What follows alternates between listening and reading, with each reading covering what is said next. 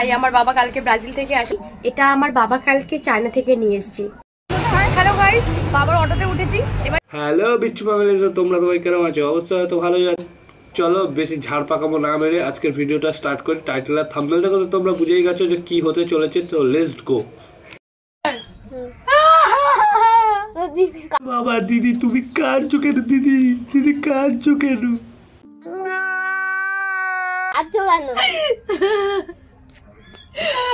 আমার মাকে আমি কোনোদিন বলেছিলাম যে মা আমাকে ড্রাগন ফল এনে দাও, ড্রাগন ফল এনে দাও। আমার মা আমাকে 3-4 মাস পরে আজকে এনে দিল। এটা আমার কান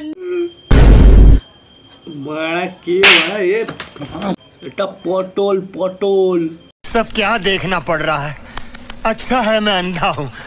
সো হেই গাইজ, আমি খুব কান্নাকাটি করি। ওটা তো আগের ভিডিওটা দেখে বুঝলাম তুমি বিশাল কান্নাকাটি করো। হ্যাঁ, তো তোমার বাবা এবার বাইরে থেকে কি এনেছে? তাই আমার বাবা কালকে ব্রাজিল থেকে আসার সময় আমার জন্য এইরকম এই দামি রুমালটা নিয়ে এসেছে। বলছি তোমার ওই রুমালটা থেকে না একটু নিচেও মুছে নিও, দেখবে হেভি আরাম পাবে, বিশাল আরাম এই রুমালে।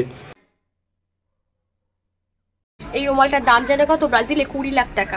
হ্যাঁ, বাবা বলেছে হালকা। তুমি যে বলছো না যে তোমার ওটা 20 লক্ষ টাকা দাম, তো এবার দেখো আমাদের গরিবের সস্তার একটা রুমাল দেখাচ্ছি। এটা হচ্ছে আমাদের গরিবের সস্তার রুমাল, ঠিক আছে? এই জিনিসটা থেকে 40 টাকা দাম। হ্যালো দিদি, তো নেক্সট তোমার বাবা কি এনেছে সেটা দেখো আমাদের। সো হেই গাইস, তুমি অনেক রোগা। হ্যাঁ দিদি, হ্যাঁ আমি রোগা।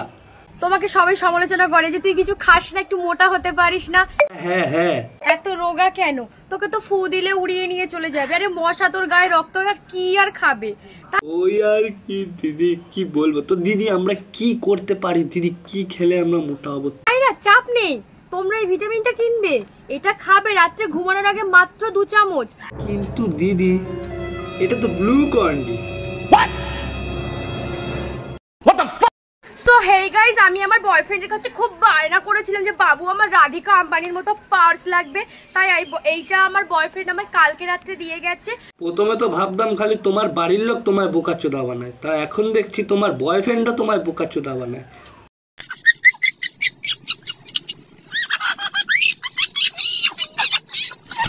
সো তোমরা পার্সটা এইভাবেও নিতে পারো, সব রকম ড্রেসের সাথে মানিয়ে যাবে।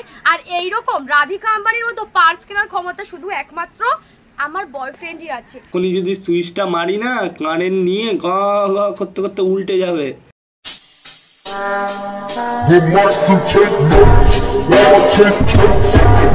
তাছাড়া বলো তোমার বয়ফ্রেন্ডটা কে গো?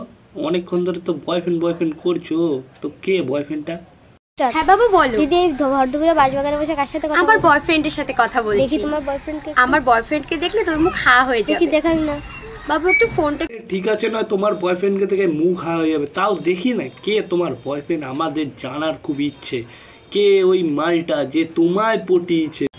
একটু হোল্ড করো তো, ওকে একটু ছবিটা দেখাই তোমার। ওয়েট, এই দেখ ফোনে কথাও হচ্ছে আর ছবিটাও দেখাচ্ছি। দেখাও দেখি, দেখাও দেখাও, আমি সবর করতে পারছি না, দেখাও তাড়াতাড়ি তোমার। এইটা হচ্ছে আমার বয়ফ্রেন্ড। এইটা ইয়েস, তোমাদের মুখ হা হয়ে গেছে, জানতাম। এটাই হচ্ছে আমার।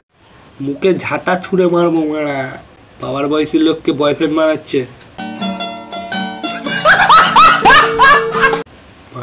আমি কি খারাপ ছিলাম? সো হেই গাইস, আমার বাবা কালকে থাইল্যান্ড গেছিল। থাইল্যান্ড থেকে ফেরার পথে আমার জন্য দামি মেকআপ বক্সটা নিয়ে এসেছে। দিদি যদি তোমার ওটা মেকআপ বক্স হয়ে থাকে তাহলে আসো, আমাদের বাড়িতে 4-5টা আছে, তো আসো একটু আমি মেকআপ করে দিই, তুমি মেকআপটা করে যাও।